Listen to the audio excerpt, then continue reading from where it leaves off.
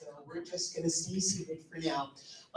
Thank you, Kim, and thank you to Sail Newport for putting on this great lecture series. We are really fortunate tonight to be able to talk about Olympic sailing. We know that the Olympics are coming up in this summer, in July, and we're going to put together a great Olympic team to represent the United States of America. There are 10 Olympic disciplines that are being sought after spots on that team. Right now, 7 athletes have qualified, and 4 of them are joining us remotely tonight. They're all in different places, and you're going to meet them shortly. I just wanted to say that Olympic sailing or Paralympic sailing, sailing at the elite level is not for the faint-hearted. It makes you, you take financial risks, you take personal, you make personal sacrifices, professional sacrifices along the way. And every one of these sailors that you meet tonight as you go along has not been given anything easy to get where they are today. You'll find that when they start speaking tonight, you're gonna see a range of experiences, stories, and backgrounds. Typically, it takes more than 1 quad to even qualify for the team. Tonight, we're joined by 1 athlete who's joined the team and is gonna represent the United States in her first try. We've got another athlete who's going to the games for the first time, who has competed over multiple quads to be able to qualify, and she's going for the first time. And then we have 2 experienced Olympians who have been to the games before, one once before, and another one multiple times. So you're gonna get a wide range of information from these sailors. So, Paris 2024, it's the first time that we're gonna see an equal number of men and women competing in sailing at the same time. Fantastic. And that's not just in sailing, but across all sports. So it's 50% men, 50% women. And in sailing, there's a really exciting slate of events. We've got some new foiling boards that are gonna be competing. We've got the NACRA, which is a foiling event. We've got some traditional classes like the 470, like the ILCA 6 and 7. So we've got classes that are tried and true. We've got the 49er and the FX coming back. So we've got great sailors that are going to be representing the United States. And these athletes tonight are going to share some of their experiences, what's happening in those boats, and how they're preparing with the games only months away. So with the team on board on the screen, I'm just going to give you a little bit of an operating order of how we're going to do this. So when you introduce yourselves, you're going to give us your names and let us know where you're coming in from, because obviously you're not here. Then we know that Stu and Lara have to depart early, so we're going to prioritize some questions early on so that they can hop off the call by 6:30. And if you have questions for these two, please jump in, raise your hand. If you're tuning in from online, please write your questions in the chat box and we'll make sure we get to them.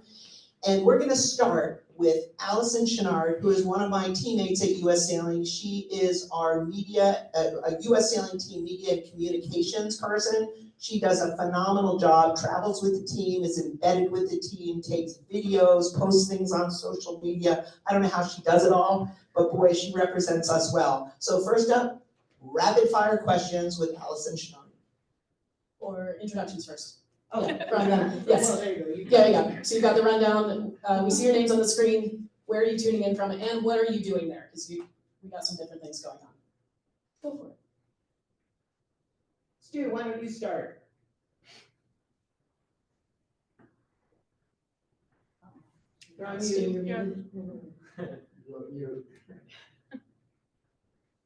Stu's coming in from Palma de Mallorca. Yes. I'm Stu McNay. I'm in Palma de Mallorca right now. I sail in the mixed 470 with Lara Dalman-Weiss. And I'm Lara Dalman-Weiss. I'm also in Palma with Stu training. All right, Erika? Hi, everyone. Thanks for coming. My name's Erika Reineke. I sail the ILCA 6, and I am currently in Fort Lauderdale, ready to go meet Stu and Lara and everyone else over in Palma. Hi, everyone. I'm Dominique Sater, and I'm in Galleys right now, and I sail the iQFOil. Alrighty, so we have some rapid fire questions, and I did prepare them with these so that they could think it through and go through them really quickly. Before we go any further, if you missed the Olympic trivia that was on your way in, thank you, Courtney is displaying it back there. The winner who gets most right gets a U.S. sailing team hat, and my coworkers are over here, and they will tally those up as we're going. So try your hand at some trivia. Some of it is general Olympics, some of it is Olympic sailing. Okay, ready for rapid fire. Let's do the same order. It'll be Stu, Lara, Erika, Dominique. So just take yourselves off mute, and we're just gonna fire through these. All right, let's go for this. How's your French? I took a little bit in grade school, and so I get the occasional word. Stu has more than me, so I refer to him for my French. Mine's awful. I don't know anything. Same with mine. My mom's been taking like 300 days of Duolingo, but mine's not great. Favorite place to sail? I like Palma. Santander, Spain. Lake Garda, Italy. Hawaii. Favorite non-Olympic boat or board? 505 class. E-Scow. The F-50. Regular kite surfing. Something you can't travel without?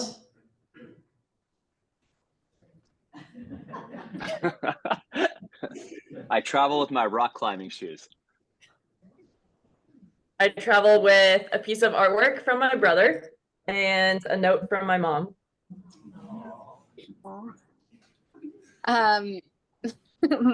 My biking like jersey and kit because I bike everywhere. I think dried mangoes. Wide range there. Okay, and then lastly, do you have a motto? What was that? Do you have a motto? No motto. I usually have a different one each week, and this week it's do the simple things well. Mine would be probably just work as hard as you can because you never know when someone else is going to be working harder. Mine is teamwork makes the dream work. Wonderful, thank you. Okay, so we're gonna hop into our traditional panel questions again. Prioritize whatever questions you have that pop up for Stu and Lara. Just raise your hand and we'll get you in there. Okay, so all four of these athletes on the screen are fully selected and qualified for the Olympics. It is a two-part process to get to the games, but all four are going to Paris. You'll see them on your TV screens this summer. So it has to be a relief being qualified, but now what? So how do you raise your game for the games? What are each of you doing?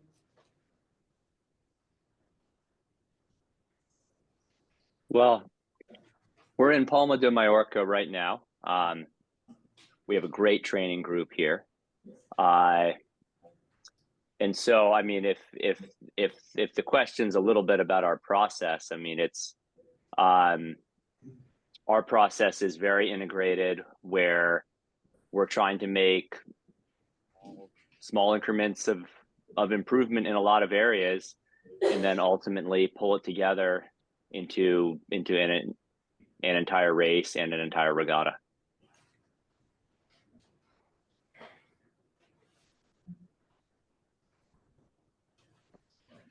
There's a little bit of choreography here with Zoom, so if you not everyone has to answer all of the questions, or they'll be pointed at you specifically. But anyone else want to chime in on that one?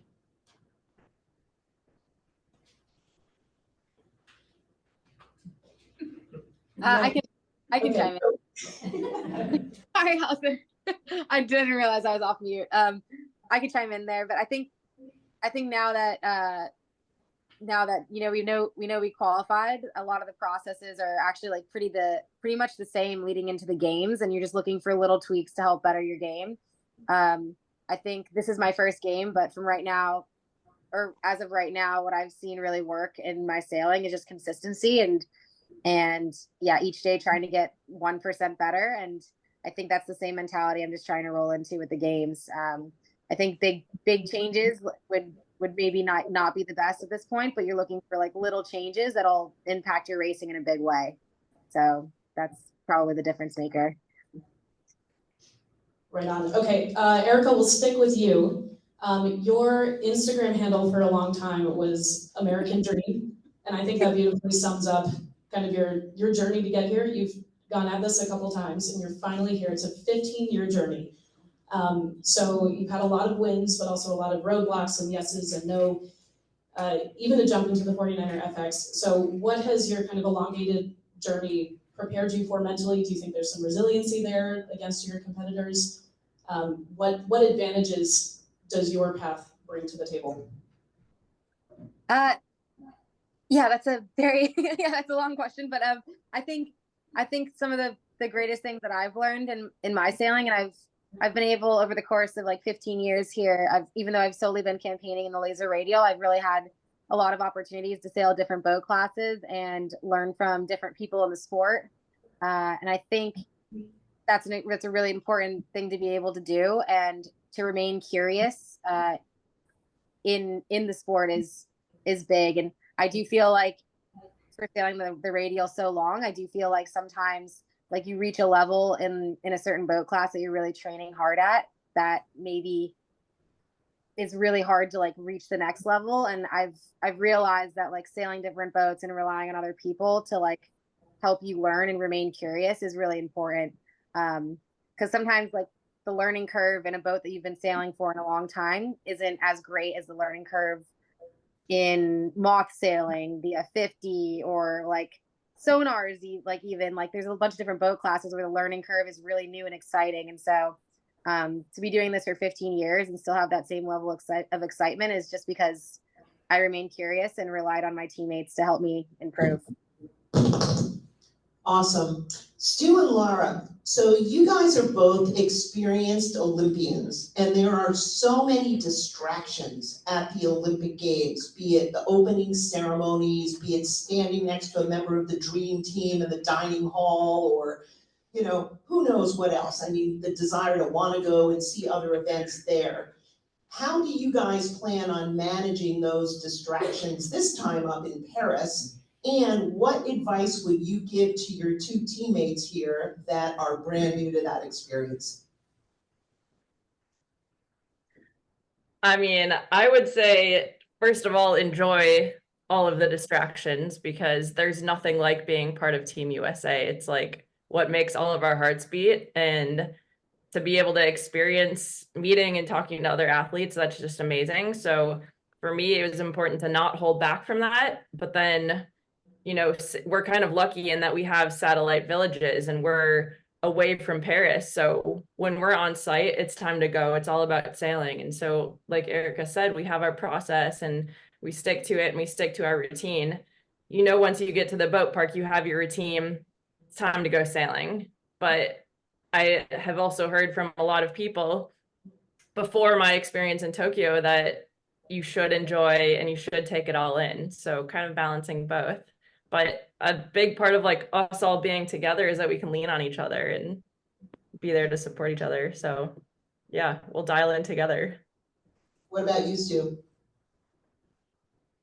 I actually feel a lot the same way there. The opening ceremonies, the closing ceremonies, getting to talk to other athletes, getting to watch a couple of other sports. Those are fantastic parts of the Olympic experience. You know, it's just, you know, there's plenty of time to focus on our own preparation, on our own sailing, and you do need to do other things in order to keep yourself in a good place for your own competition, which is, perhaps part of, keeping the enjoyment and the enthusiasm, which is one of the reasons why you're there in the first place, and the curiosity for your own sport as you watch other people pursue their sports. And most of them are sports which do not get a lot of visibility. And so those other athletes are, as appreciative as we are to have our sport on the world stage for these couple weeks once every 4 years. Cool, thanks for that. Hey, Dominique, here's a question for you. So you started out in Ockies, very traditional, took up traditional non-foiling windsurfing, and are now on the first ever foiling Olympic windsurfer, traveling at Mach 30. I mean, I don't know, you guys go so fast. What has that transition been like to transition from regular windsurfing to foiling? And are you ever afraid going the speeds that you're going when you're on those windsurfers? Yeah, so I started foiling. I had stopped windsurfing when I started college, and I got into foiling because I was looking for a job, and I went to a marina and I saw all these kids foiling. So I started teaching them how to foil, having a background in regular windsurfing. And then eventually I asked the boss if I could also try it. So then I gave it a shot and I fell in love with it. And it is pretty tough at first. I was really bruised and the crashes are pretty gnarly, but I mean, it's so much fun. You're like going so fast and it's really, I really enjoy it. Yeah, Dominique, what advice would you give to people that are looking to try out the fast and flashy foiling? I mean, to not be afraid, just because it is tough at first, but it's just so much fun. So it's definitely worth to get into it and just to push through the first couple of months or so, but then, yeah, you'll love it. On the signs outside, in addition to the donation links, is also their Instagram handles. And if you missed Dominique's video from a couple days ago, there were some absolutely insane waves and cutties, and she did a good job holding it together and then just whiplashed onto the water. It's really fun to watch and not fun to experience. So that's freshly in her feed. Since we are at Sail Newport and at the heart of community sailing here in Newport, would love to know what your roots in your junior programs, community sailing centers were like, and how that has influenced your sailing careers today, and if you had any ties to Sail Newport yourself. Chime in, jump in. Who's off mute? Nobody. Okay, come on, don't be afraid. There's a question posed to everyone. I'll hop in. Yeah, so I grew up down in Fort Lauderdale and did the youth sailing program down there. My parents actually didn't sail. They joined the yacht club more to just be social and drink at the bar on Friday nights. And so there were prams out sailing, and that was what I did on my Friday nights, was I went sailing. So just like coming up through the youth programs has been like an absolute blessing throughout my career. And the way that the youth programs have been run, like even from like an ODP level up through, I would even consider like, high school and college sailing, like still pretty youth, and the atmosphere and the team that you're involved with is really important. And I do think like youth sailing really jump started this whole process for me. And Sail Newport, I've done so many regattas out of there. I did a college nationals out of there, did a couple clinics out of there, and like that venue has been like such a good preparation for international regattas, but also like making a ton of friends like in the States too, and those connections just last forever. So I'm extremely thankful for Sail Newport. Thank you.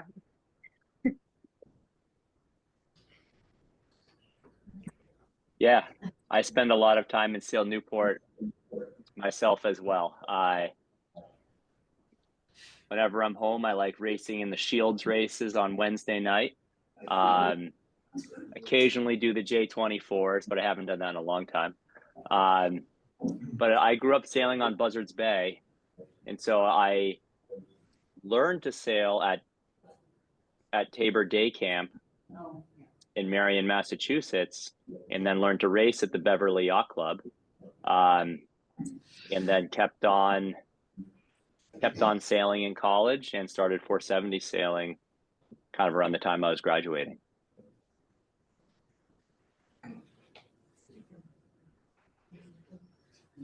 I grew up sailing in the Midwest in Minnesota, so lake life. I loved 50 sailing. And I just remember having the best coaches who always instilled fun and have always brought that with me. So we would have fruit races where coaches would like throw a bunch of fruit in the lake and they'd have different points assigned to them and you'd have to go and collect them. So just a fun time growing up. I have spent plenty of time at Sail Newport and absolutely love it. I lived in Newport for 5 summers. So spent a lot of time racing and yeah, I think I coached the girls clinic there. So love it. I started sailing when I was living in Argentina. My dad was a diplomat, so we were stationed there. So I started when I was 12. And then somehow the Argentine and the Miami crowd are super connected. So then I was traveling to Miami a lot and was training with the youth team there. And I sailed once in Newport. Thank you, guys. Gonna go back to Stu and Lara to prioritize them a little bit with their time constraints. This is a frequently asked question, and I'm planting this a little bit because I know that Lara has a really good answer for it. So if you've been following the Olympics for a while, Paris 2024 is the first time that we're going into a mixed 470 discipline. So it used to be 2 boats, 1 full male team, 1 full women's team. And then as part of the shift to get gender equal, the 470 went mixed. That's one of the changes that happened at the International Olympic Committee. So Lara and Stu, what is it like to sail with the opposite gender? To sail with a man? Oh my goodness. Lara has a really great answer for this, so I'm, again, planted. Go. You're building me up, Allison. I mean, for me, it's way more about the teammate than it is male, female. But having said that, I have always sailed on teams with a lot of males and up to boats with, 15 people and I'm the only female. So I think to me, it works really well. I love sailing with Stu. He's an incredible teammate. And I think it's a really fun change for the class. 470 has been around for a very long time. And so it's gotten really refined, but now that it's gone mixed, you have all these different body types coming together. And so everyone's had to shift their equipment, their sailing styles, even much different vibes in the boat park. People are friends instead of like hiding every little thing. And so I think it's just a really fun mix up for the 470. It's fantastic. After the Tokyo Games, I moved into coaching and racing on keel boats a little more. And when Lara gave me a call, to be honest, I was ecstatic. It was just a really cool opportunity to sail a boat that I'd sailed for many, many years, but I'd really learned to sail it in one way. And in teaming up with Lara, who's a different person with different skills and perspectives than the other teammates that I've sailed with, that in itself makes it an exciting new project. And then just what each of our body types and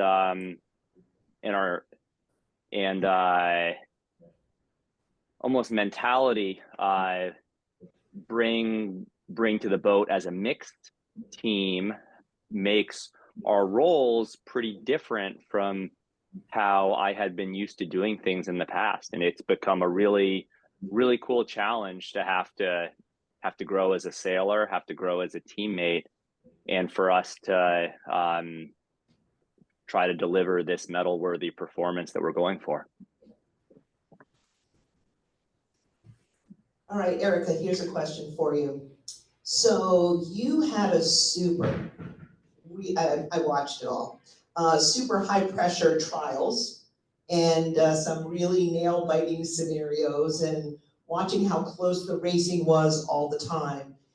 Do you think that your experience of having, raced over 15 years to get to the point where you are today, did that experience pay off during the trials against your younger competitors? And, what was going through your mind, when you had to make some of those tough choices? Yeah, that's a really good question, and I think the experience definitely helps. Just adding up the years of high pressure situations, not only in the laser but in other boat classes and with different teams, and so I do think experience helps. However, it doesn't make it any less difficult in the moment. It's always hard, and I think going into the regatta, everyone who was competing at the event knew it was going to be hard. We knew the points were going to be close, and I think just accepting that up front really helped mentally, like, go out and battle every day. Like, the willingness to go out and battle, the willingness to, like, understand that it's never over until it's the last race is sailed. So I think if I were to give like younger athletes advice, it would just be to just keep battling, and even though if some days don't look like that they're working in your favor, just be patient and keep waiting for your moment to have an attacking move. Thank you for that. Dominique, your discipline and the kites have a bit different equipment in terms of what you wear. Can you talk us through what's on your head, your vest, all that sort of stuff, and how you prepare for the high speeds that you're reaching? Yeah. So yeah, since we're going up to 30 miles an hour, we wear impact vests and helmets. And yeah, we have pretty large crashes, as the one that Allison mentioned, which was about a week ago at the IQ games. And it was a pretty nasty crash with a huge wave that I had to surf. So I kind of saved it once and then not quite the second time. But yeah, so we have to stay protected and wear helmets and impact vests. Nice. All right. For everyone, it's Women's History Month, so we're going to call out a woman who has inspired you in your sporting career, and who you think of on your day-to-day, on your campaign here.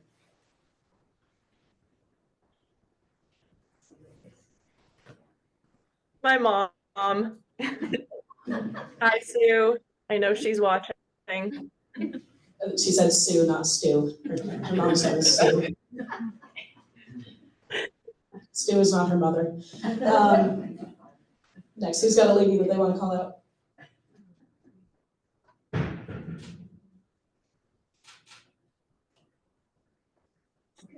Sorry, again, me and the mute aren't working well together tonight.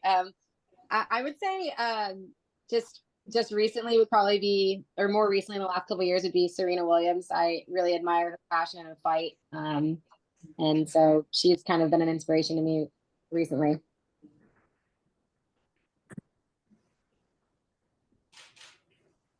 I'd say Serena Williams, just because of her perseverance and how she came, or just, yeah, showing that you can fight through anything and still make it to the top. And Stu. Well, here I would give a lot of credit to my wife. I have 2 children, and absolutely wonderful kids, and but it takes a lot of work to keep the children going where they need to go and to keep our household going. So I have a lot of respect for what she's able to do. And about your kids, Stu, with every Olympics, they're, I'm sure, picking up more and more what Dad does. So are they excited for Paris? Are they like gaining comprehension on what is happening? Yeah, so we actually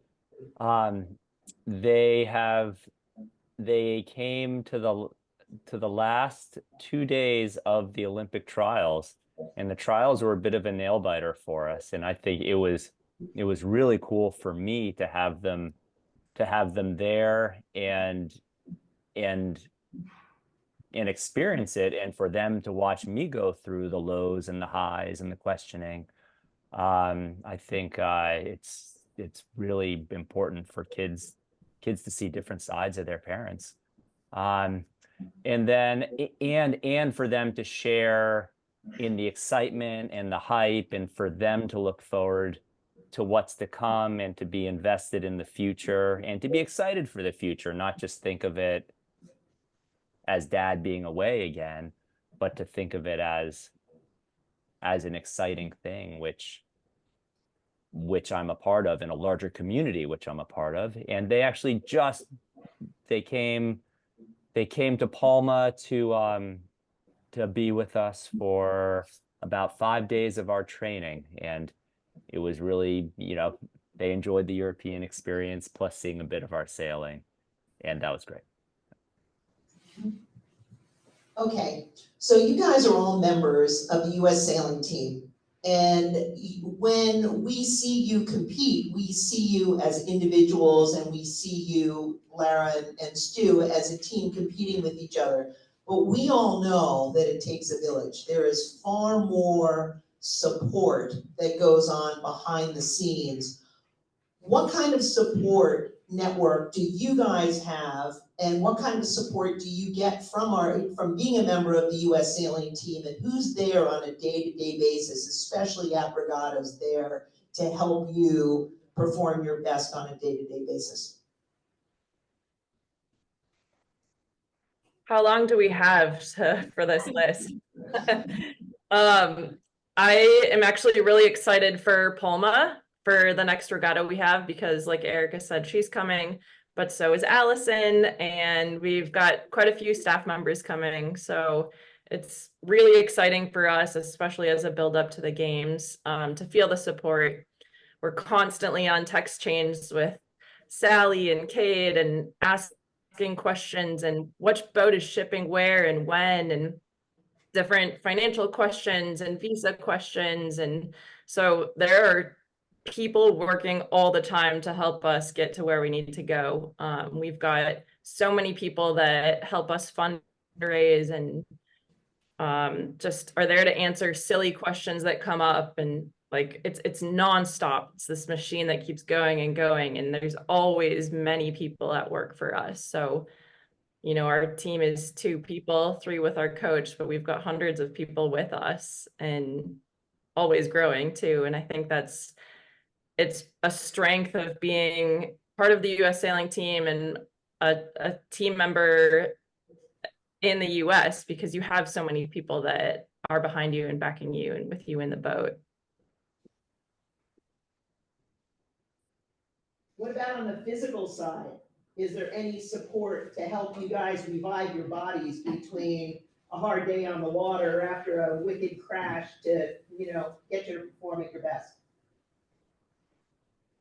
I just got done with physio, so yes. Someone else want to take the question? I mean, I can keep rolling, but.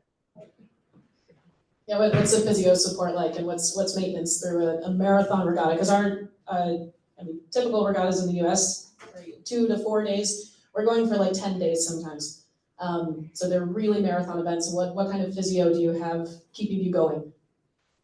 That's a great question there, Allison. And it's not just at the events. In fact, by the time you're at an event, in some way the die is already cast. And so we try to be resourceful where we can, with working with local physios who can not just treat injuries, but get ahead of things and have our bodies working as well as possible, be flexible in the ways that we need to, being flexible and mobile, and recovering from the aches and pains, so that each day you can have as productive a sailing session on the water. And US sailing has gotten behind this,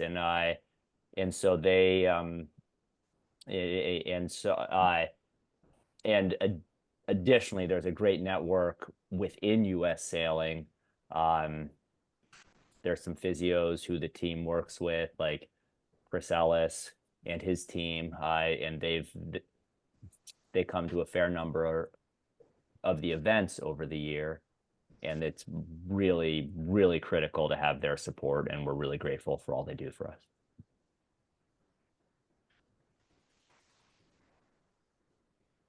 I'm hesitant to cut anyone off. I'm like looking for the unmute buttons. Okay, anything to add or move on? Okay. Additionally, on the team support side, my two coworkers here, Kate and Tina, they're hiding around the corner. They are two of our fabulous operations staff. Sally is in Park City, but they are absolutely kick-ass at what they do. So if you have questions about how boats move around the world and all sorts of this, that, and behind the scenes, you can talk to them after we're done here. I think we should open it up to audience questions. So does anyone have anything? And prioritizing again for Stu and Lara, because they've got to wrap things up. I'll just do a question. Great. Do we pass this around? I think so. Hey, Stu, John Tagelman, congrats again. Your fourth Olympics, is that right? It'll be the 5th, actually. What did you learn on the 5th one? What did you not already know the first 4 that you can possibly learn about the boat, about racing, about all the same sailors in your 5th time? Allison, can you repeat that a little bit? What's going to be different about the 5th time? What have you learned this time around? What's coming up? Well, it's a whole new class. Turning mixed has, or becoming man and woman has really changed how the racing happens. Also, the racing has evolved over the years. It's much more physical than it used to be. Teams have really refined and learned new techniques of rocking and rolling the boat, which is legal. So there are, with the permitted kinetics up to 10 knots, and then there's even more kinetics, which you're within the 470 class, which you're permitted in over 10 knots. But what's going to be different? So, you know, we've been going through, well, like what we can do better. Like my best Olympic Games performance up until now has been 4th place, and what will be the difference which allows us to get on the podium. And so, you know, one of the specific things that we're focusing on is blending the boat with ourselves, and not overreaching with what we can get out of our equipment, but being the best athletes that we can, and how individually and as a team. And so that's everything from how we make tactical and strategic decisions on the race course. Your mind has to nimbly shift between how the boat feels in the water, how it's performing, taking a vision of the race course, considering strategy, and working with your teammates. So I'd say, in short, the difference this time is that I think we will be able to hit the sweet spot of how we prepare ourselves as athletes. All right, next up. Any other questions? Do we have some in the chat as well? Yeah, we have a few on Zoom. Okay, go here and then Zoom. Yeah, we'll take yours first. Hi, I'm curious, now you're racing on this international stage. How many of the competitors that you're going to be facing have you raced against before? It might be different, obviously, for different boats.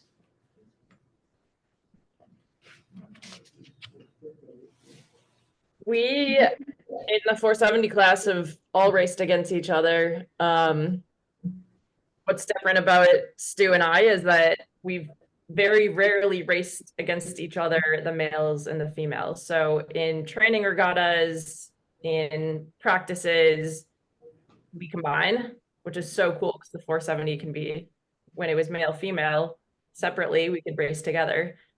That was one of my favorite parts about the pandemic, is that we all came together and raced male and female together. So yeah, we've seen all of our competitors, and that's why we're over in Europe now, so that we get so much time with them. Yeah, just to piggyback on that, it's pretty much, there was the men's Olympic 470 fleet, the women's Olympic 470 fleet, and each of the federations has now blended those two, and so it's a very similar crowd that we were seeing before, but it's in an entirely different way, as Lara said. Great, thank you guys. We have a few questions from the Zoom. This question is a great question. They did direct it towards Stu, but I think it would be great for any of you folks. It says, what helpful methods have you developed or used to compartmentalize bad race days or bad races, bad days, to keep pushing forward?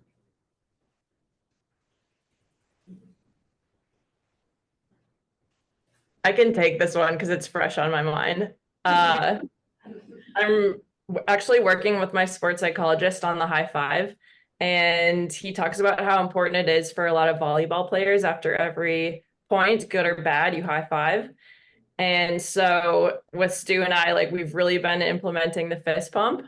And so a lot of times, like, you have a great race and you're like, yeah, like, let's go for the fist bump. And then in the bad race, you're so angry at yourself and you just want to like take the kite down and stay angry. But like, we've been really good about, no matter how we finished, have the fist bump, and it really just like helps you get it off your chest and move on to the next one. So that's actually been something I've been working on this week. Absolutely. And so within races on that day, that's critical to keep us going forward. Like, at that is not the time to think big picture. That's the time to stay in the moment and say, what's the next thing I can do to help me go forward? And remaining optimistic with the positive vibe with your teammate is critical.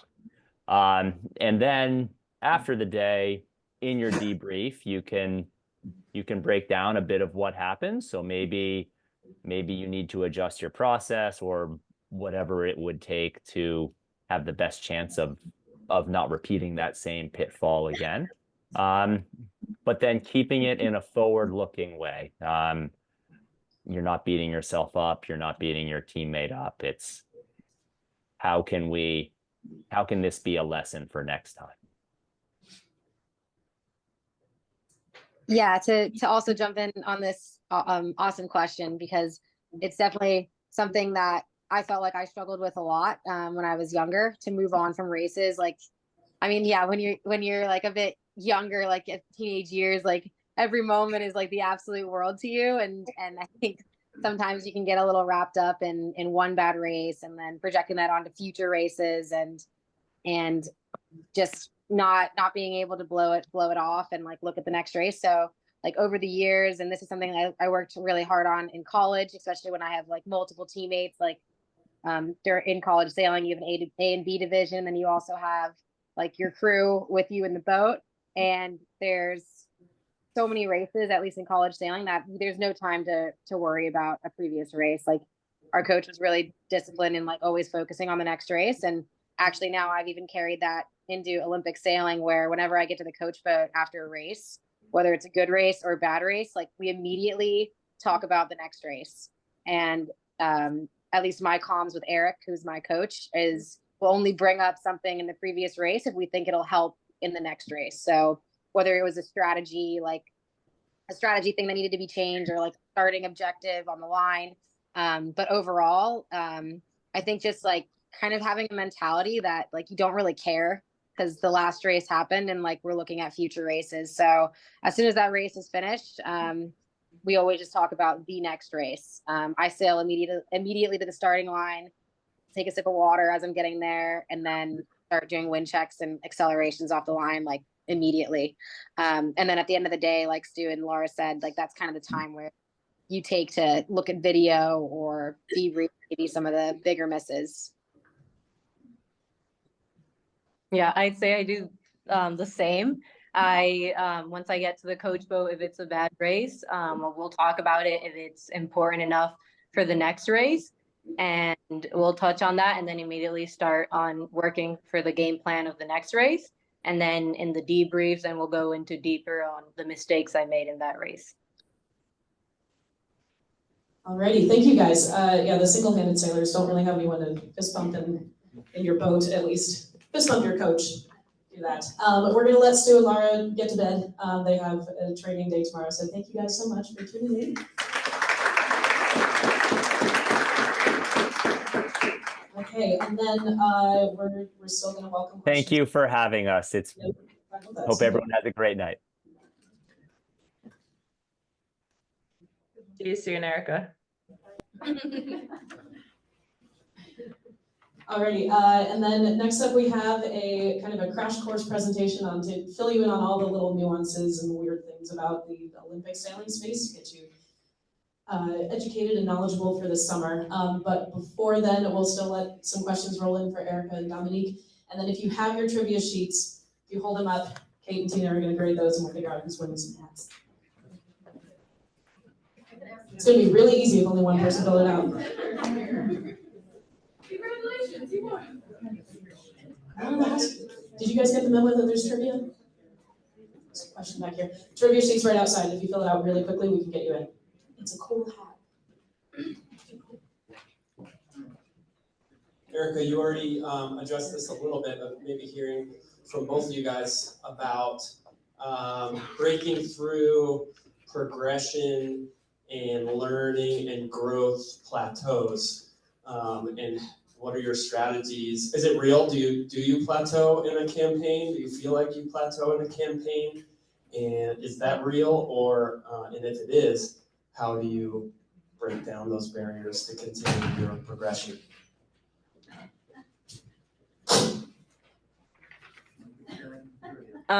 Yeah, so since I only started iQFOiling, I was in the other windsurfing discipline before, but I'm fairly new to the iQFOil. I've been doing it for about 2 years. So when I first started, I saw the progress just shoot up and it's normal, I'd say. And now I'm kind of reaching a plateau, and sometimes I do get frustrated because I'm just saying, oh, I'm not improving as fast as I wish I would be or I was at the beginning. But yeah, I just keep in mind that it all takes time, and just the more effort that you put in, just the progress will come with it as well. Yeah, and for me in my career so far, I feel like I have plateaued in my sailing, at least in this Olympic class, for a number of different reasons. So sometimes it's actually that I'm overtraining and sailing too many days to where things kind of get a little bit dull, honestly.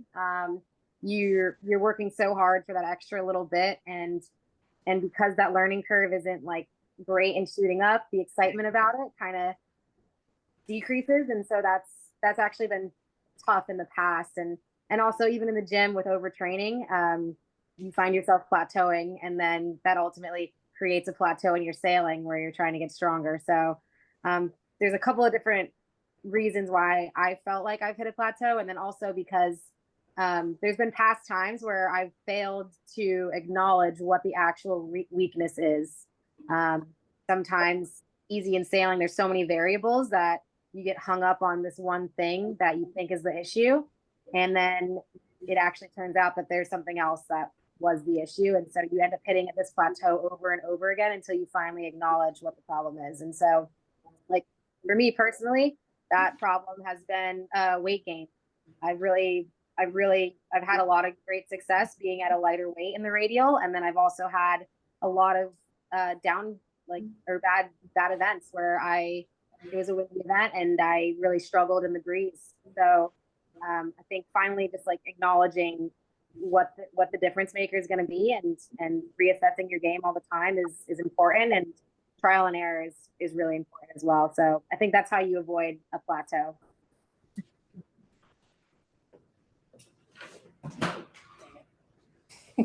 That's great. We have a couple more questions coming in on the Zoom.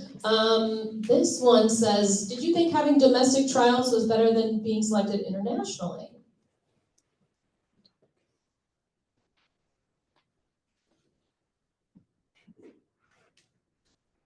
I'll guess I'll go first.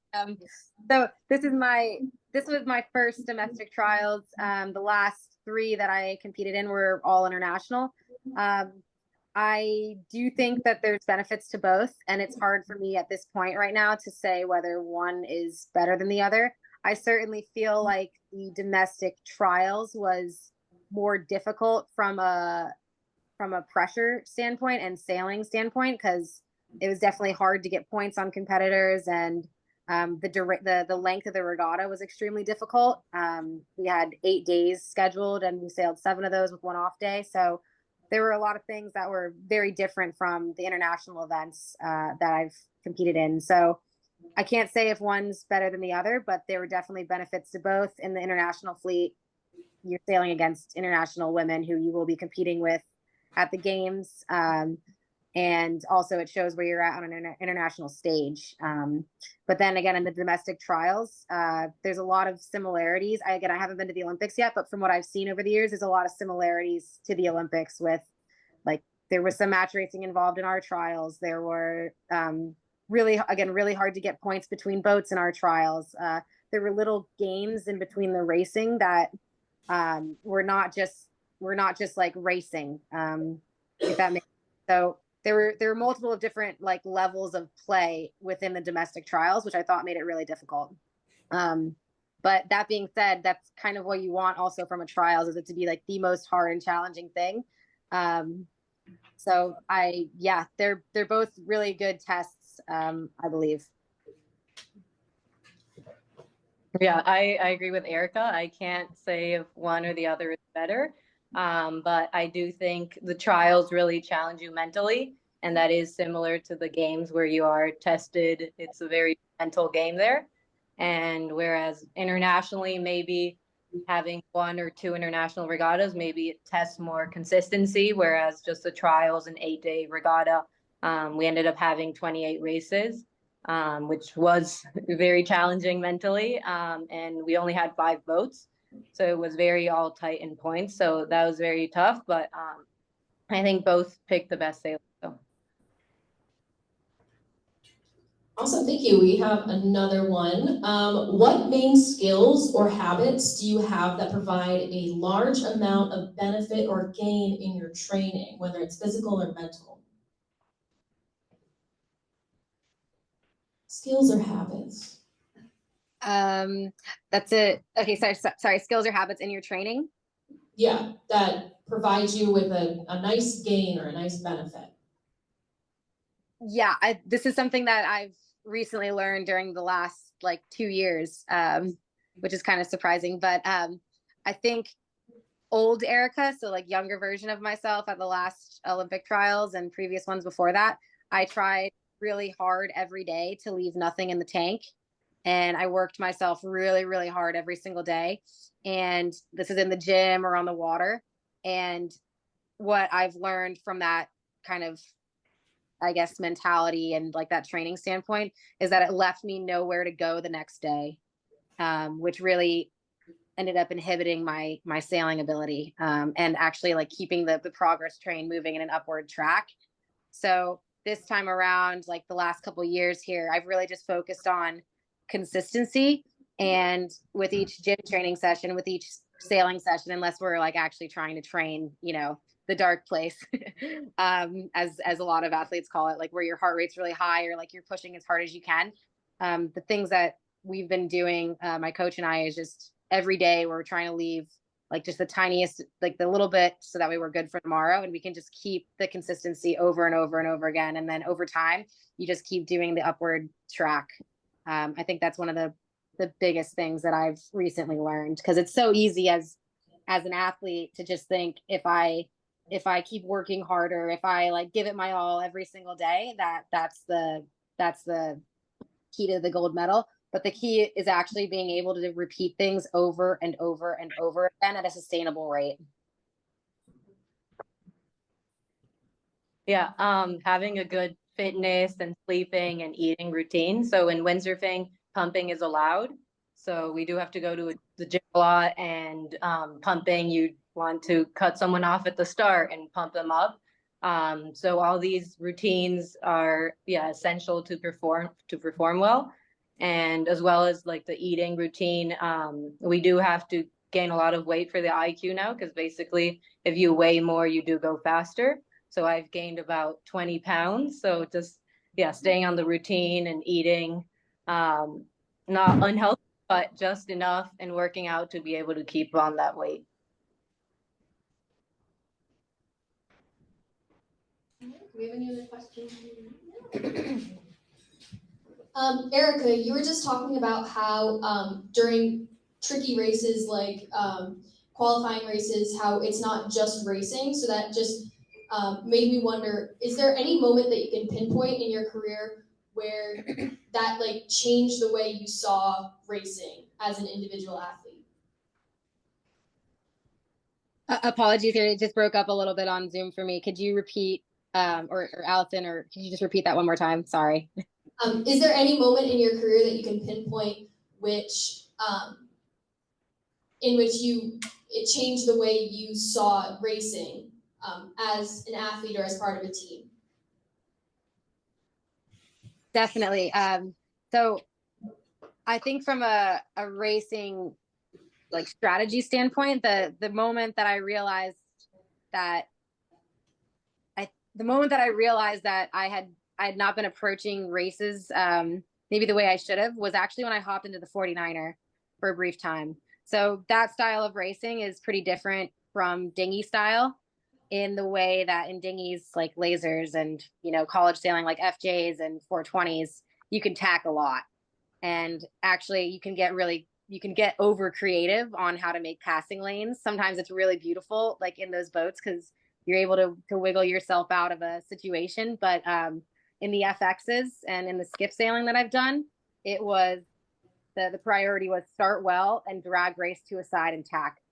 And that's something that I feel like I actually really missed in my laser sailing. So that was something that after sailing the FX for 2 years with my partner Lucy Wilmot, I hopped back into the radial and I was like, this is actually really beneficial, especially in strong breeze.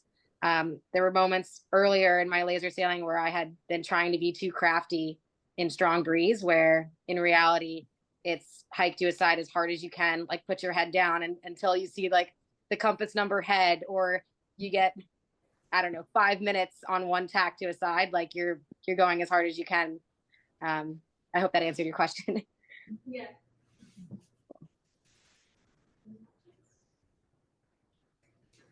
I don't want to dominate, but I have one. Absolutely. So, Erika, you got a pretty nasty ankle break doing Sail GP about a year ago. Was that rock bottom, and how did you dig your way out of it?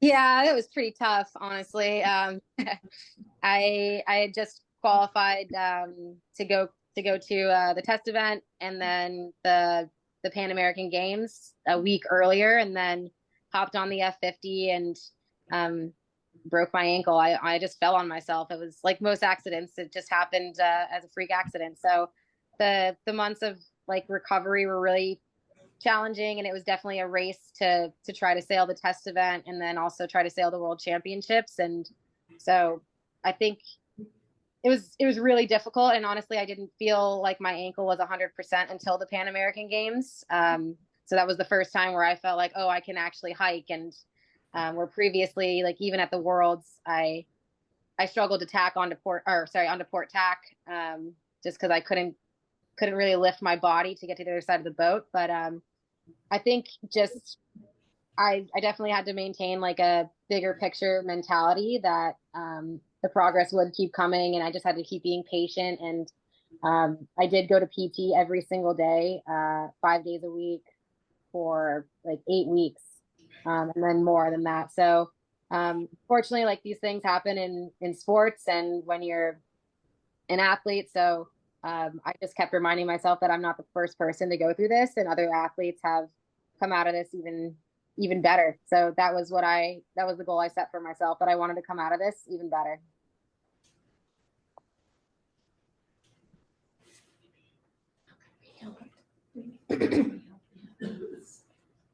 Can I ask one more question? I have one more question for you girls. Okay. So just one more quick question before I hand this back over to Allison for a video.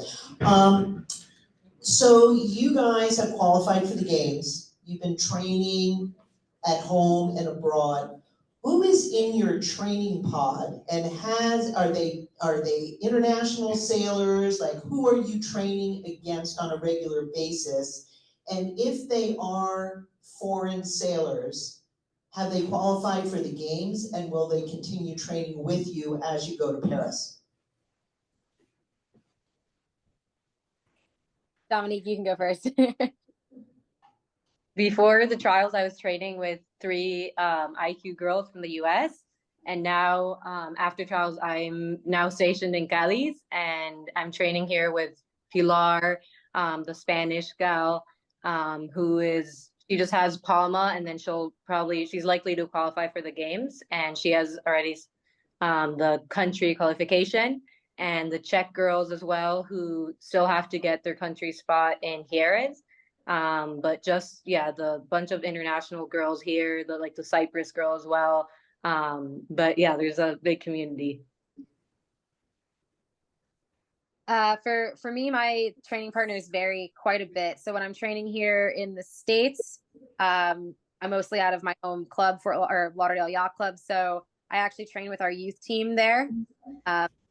And they're all very good at sailing, so it makes it still extremely hard, even though they're teenagers and still pretty new to the sport. So I do train with our youth team quite a bit when I'm home, and then overall, I would say the training group kind of mixes up a bit. There was moments over the winter where I sailed with some of the U.S. girls who I competed against the trials, and then I also sailed against my Canadian training partner, Sarah Douglas, who got second at the Pan American Games, and now I'm gonna be training with Anne-Marie Rindum, who is the Danish sailor, and she's the 2021 gold medalist for the Olympics. So I think it's important to be able to switch up training partners and get the most out of each group that you can, depending on where you're at. But overall, the trials for the other 2 girls are still good. Anne-Marie recently the Danish team recently announced that she's the selected sailor, and then the Canadian trials are still ongoing at the moment. Alrighty, time for crash course, I think. One last call for trivia sheets if you ran out and filled them in. Any outstanding?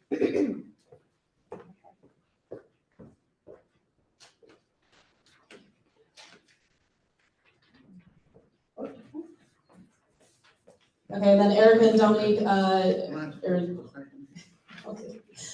Dominique, you know the parts that are coming up about your iQFOil. The foiling racing, the kites and the iQFOils are the black sheep of the group. They have some really interesting race styles and formats.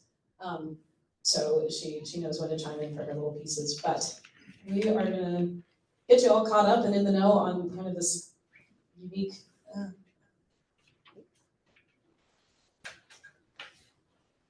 Yep. So in the iQFOil class, we have 3 different disciplines that we sail in. So there's the slalom, which is basically. Okay, now we're at your part. Yeah, so there's the slalom. Jump ahead to iQFOil, sure. There we go. Okay, so the slalom racing is basically 3-minute sprint slalom racing, which is basically you are already up on the foil, so you're flying through the start, and you go and you do a small reach, then you do a long downwind, and then you do 2 more reaches onto the finish. And we do the slalom because if it's less than 12 knots, it's hard for us to sail upwind, because then you have to tack and you touch down and then you have to get back on the foil.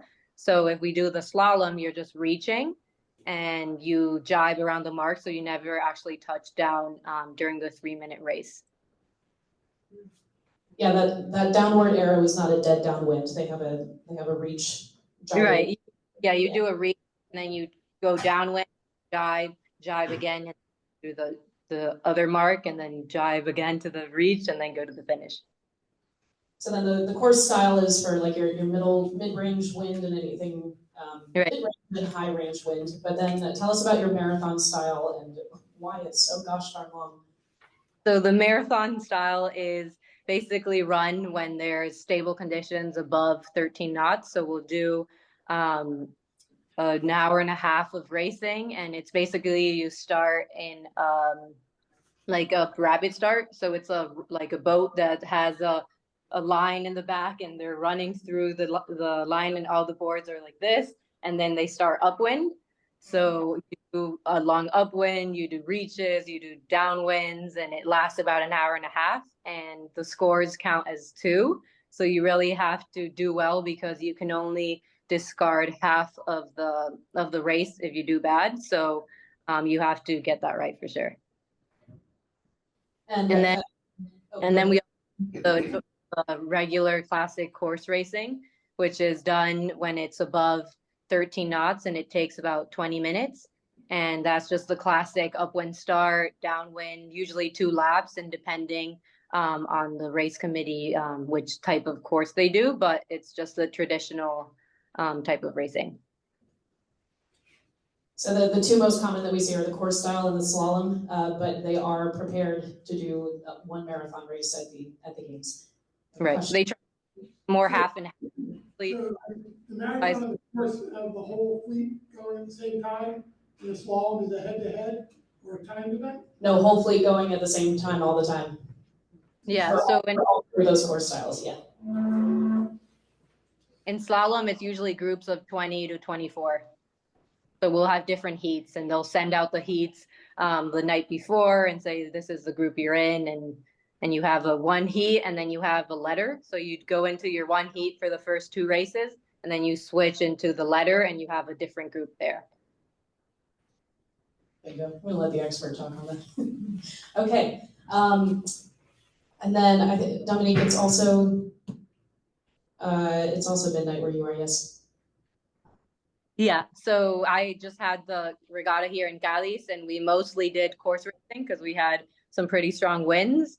So we had, like maybe 3/4 of it was just course racing, and probably 1 day of slalom, not much. But the marathon we weren't able to run. But yeah, some regattas they'll include the marathon, or at least try to.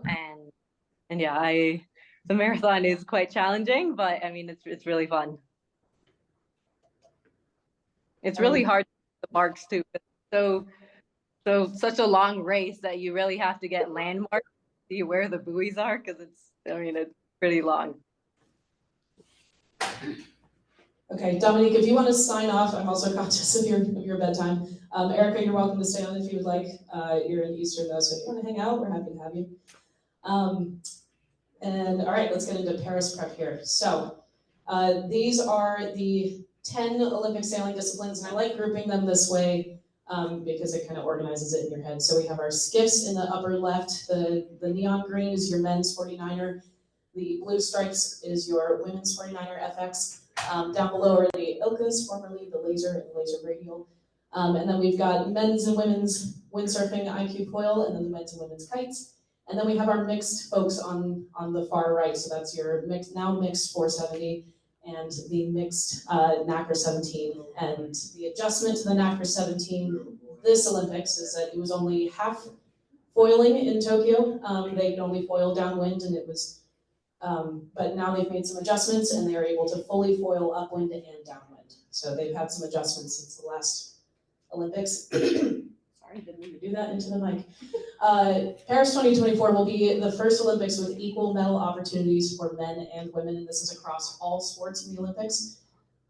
Sailing was a lot closer to meeting that goal before the International Olympic Committee mandated that. So one of the shifts that was made was that we did get rid of the fin. And when I say we, I mean the International Olympic Committee, not US Sailing. US Sailing does not hate the fin. But the shifts were get rid of 1 men's single-handed class, make the 470 mixed, and then we were pretty ready to go. In Paris, we are hoping to have 14 athletes. That is a full slate that is qualified for the games.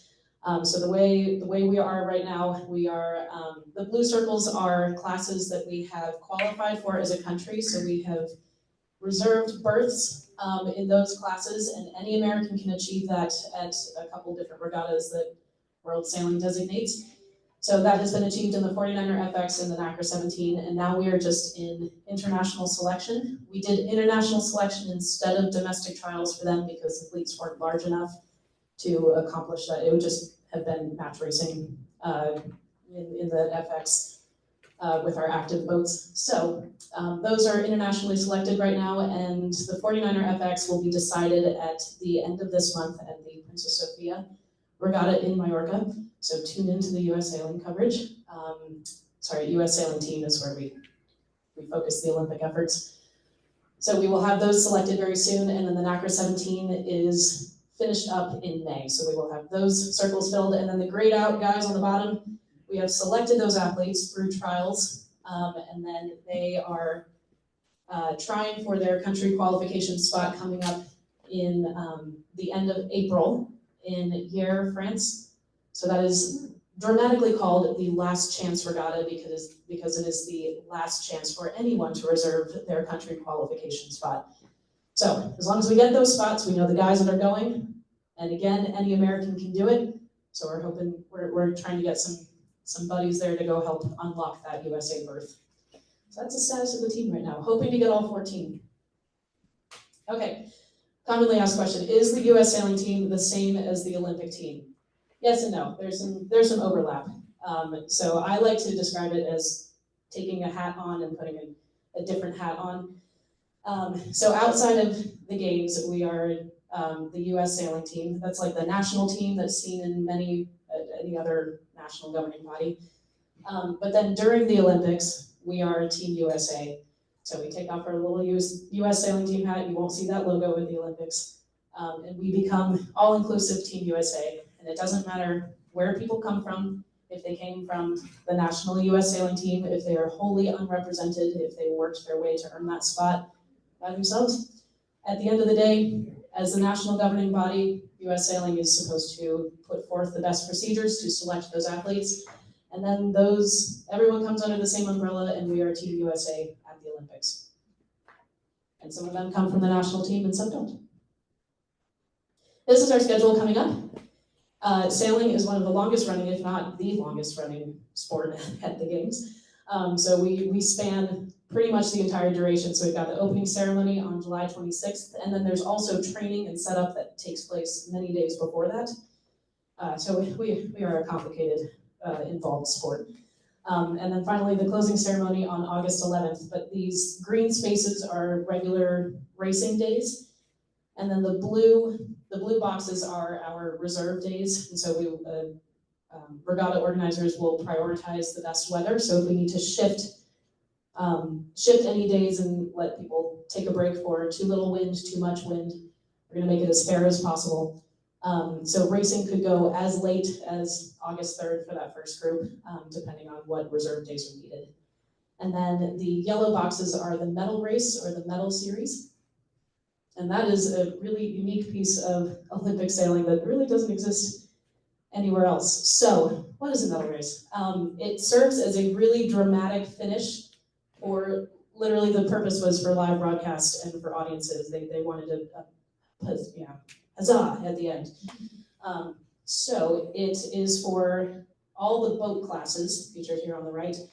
And the goal is to make, at the end of your regular series racing from those green boxes, your goal is to be in the top 10 to advance to one final race of your Olympic regatta. And in that last race, points count for double. So first place is now 2 points, second place is 4 points, and so on and so forth. And this allows for some major opportunities to shuffle the scoreboard at the last minute. There can be a lot of triumphs and heartbreak, and it is dramatic. It achieves what they were going for. And then the medal series, these are for our foiling classes. It's only for the kites and the windsurfers. But they are aiming to be in the top bracket of their regular series.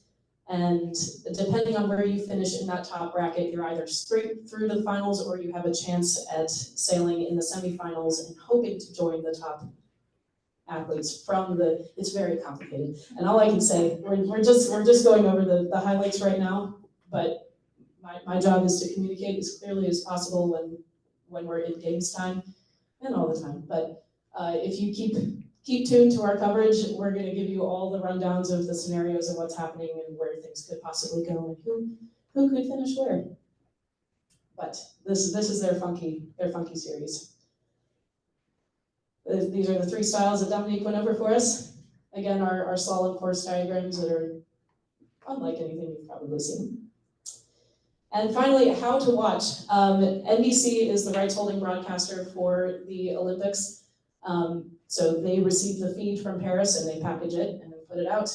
So they are streaming it on Peacock.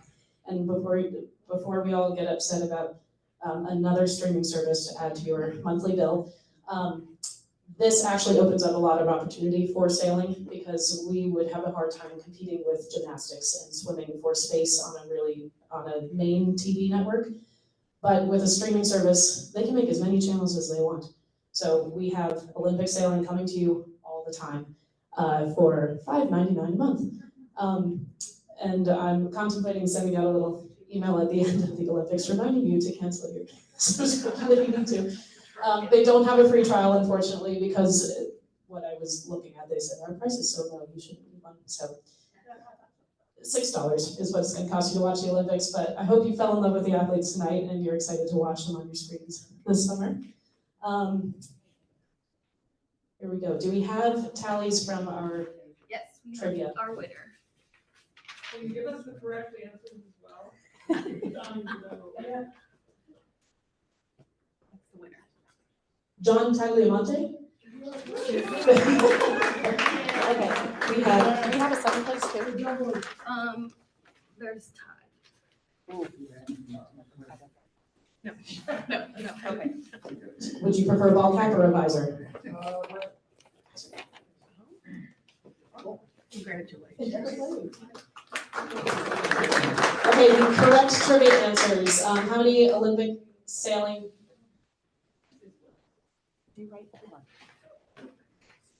Oh, it's around here. Okay. Sorry. Okay, how many Olympic sailing disciplines are there? 10. The modern Olympics began in 1896. When was sailing added to the program? Trick question, 1896. Sailing did not take place in 1896 because of weather, but they did intend to. We were invited to the party, couldn't get off the line. It's okay.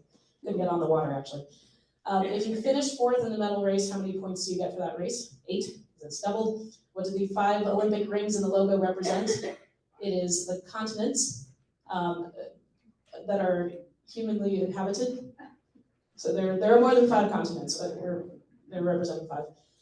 Which Olympic sailing discipline is allowed to hit marks? That's kite and iQFOil. No? Yes. Yeah. Okay. Oh, yes, okay. I got nervous.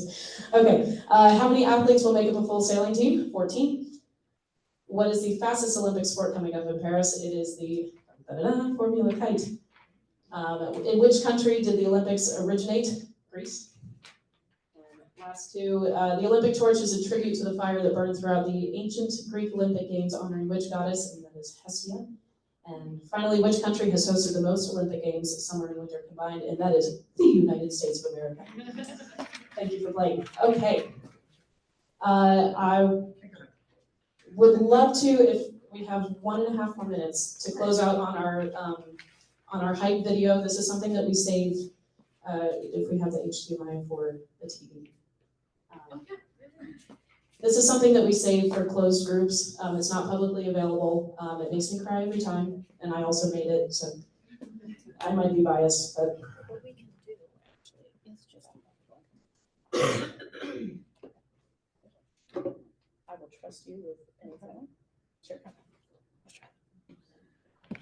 Okay.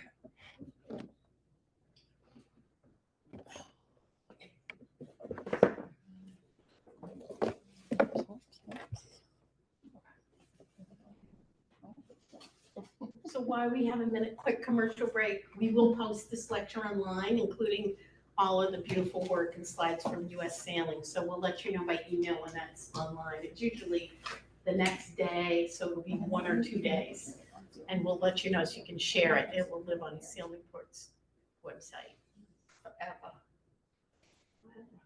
Forever. This was, no, I don't think it's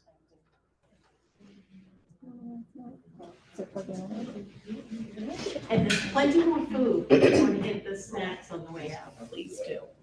Yeah. Here we are.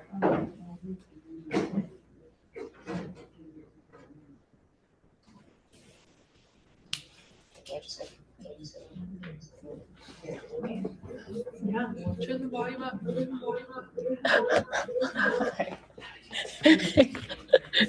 There is choreography with the audio, and it doesn't quite hit the same way without it.